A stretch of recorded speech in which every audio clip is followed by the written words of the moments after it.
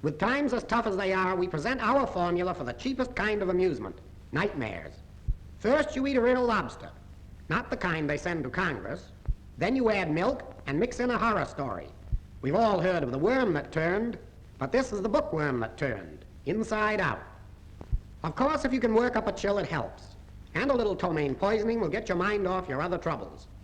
And when you get that delicious feeling which is a cross between delirium tremens and the 7-year itch, you know that something will come up any minute. Oh, oh, oh. A good nightmare always begins in a dark cellar with a coffin. The caretaker comes down to see that all the ghosts are locked up for the night.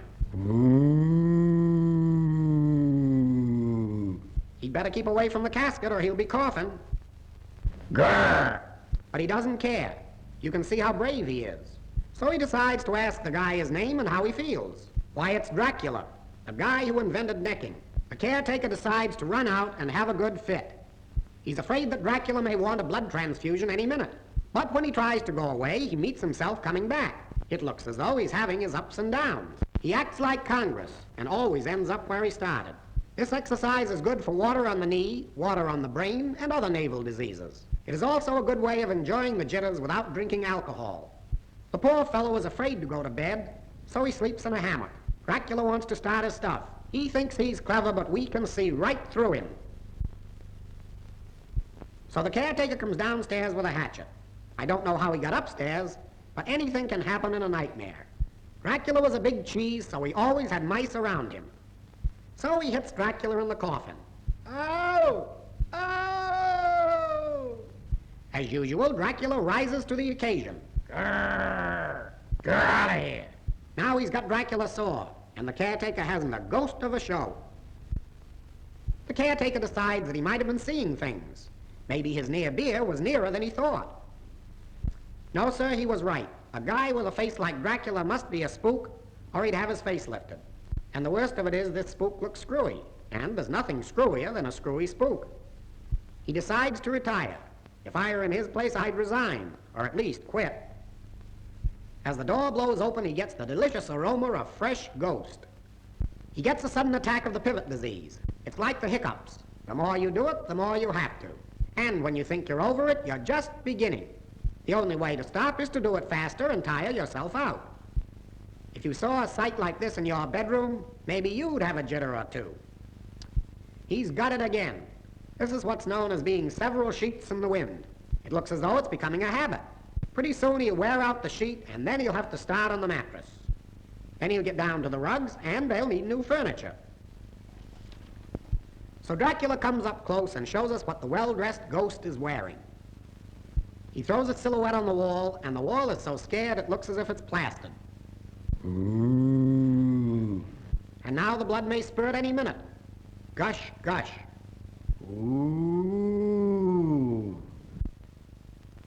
There is the profile that has won first prize in all the ghost beauty contests. When Dracula was born, his mother took one look at that face and had herself arrested.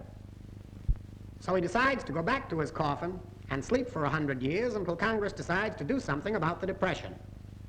Well, well, what a nightmare. Think of having Dracula and the monster from Frankenstein in the same dream. He's asleep. But maybe if we talk in his own language, we can wake him. Ah! You see, it's very simple, if you know how to handle your monsters. This looks dangerous. Hey, doctor, look out. He's awake. Well, it's too late. It looks as if the doctor is going to need a doctor. No, we were wrong. The doctor's going to need an undertaker. So the monster starts out to look for trouble.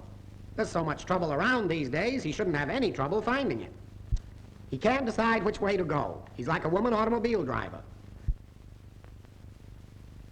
Well, here comes Dracula. When he and the monster get together, things should happen. What do you think of that? He's afraid of Dracula, which proves that a monster can dish it out, but he can't take it. Who's this? Why, it's Helen Twelvetrees. Maybe the nightmare is going to become a pleasant dream. No, we're wrong. The monster is still around looking for trouble. The man is telling Helen she has no business being in the same nightmare with Dracula. But Dracula is nearby, and the gentleman's finish starts to begin to commence.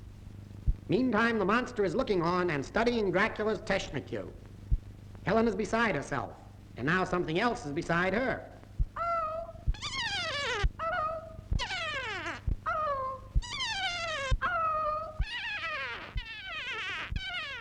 Grrr! There's nothing for Helen to do but faint and wait for the nightmare to be over.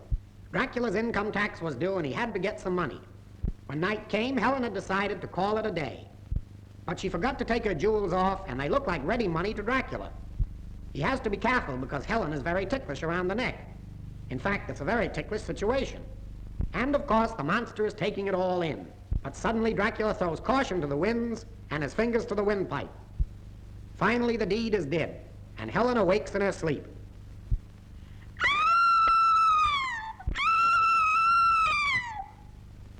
When Helen tells the young man she saw a ghost, he says he'd like to see one too. Well, it's too bad. It looks as if his goose is cooked or his cook is hashed. So Dracula gets him, and we hear the vampire eating his supper behind the wall.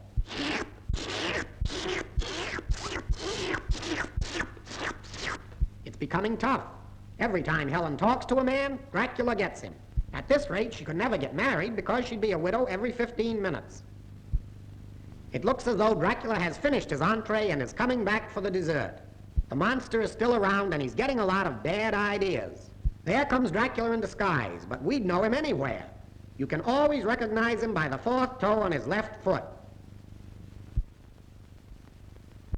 The monster thinks chasing women is a lot of fun. In fact, he decides to try it himself. And here is little May Clark. She's going to be married, and as you see, she's jumping with joy. In the background is the monster ready to try out Dracula's technique. If May had eyes in the back of her head, she'd faint. Hey, May, psst, psst. It's psst, psst. Too bad. We tried to warn you, May. Boo. Ah. Boo. Ah. Boo. Ah. Boo. Ah. So she starts to run with a monster behind. They start to play follow the leader. Then it becomes ring around the rosy. May is so scared she's running around in circles. If her fiancé sees her, he'll think she's nutty.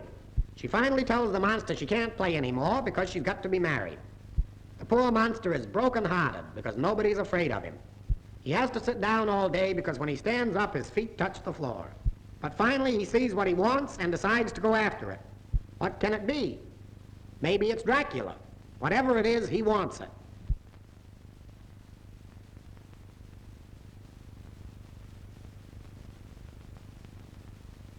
Why, it's our lobster and milk friend, and look where he is.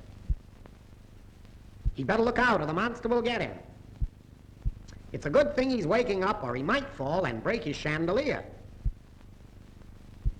And the moral of this story is, you can milk a cow, but a lobster is very ticklish.